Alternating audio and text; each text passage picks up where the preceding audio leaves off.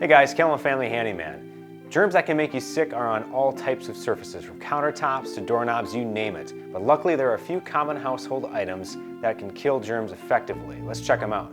Good old bleach is a great cleaner. Don't use it straight from the bottle though. That would be way too strong. Instead, use a solution of half cup bleach to a gallon of water. Hydrogen peroxide. That's right, raid your first aid kit because the CDC says that this produces free radicals that can attack membrane lipids, DNA, and essential components. In other words, it's effective at killing viruses.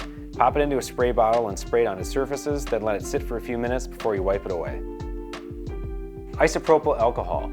This packs a punch, especially when it's 70% alcohol, and there's no need to dilute it. Clean any surface except plastics because it might cause discoloration. And saving the best for last, soap and water. Wash your hands with warm water and soap for at least 20 seconds, you will kill all those germs. Soap works better than disinfectants for killing germs that cause viruses. So there you have it, 4 common household items that are very effective in killing viruses. For more DIY tips and advice, head to FamilyHandyman.com.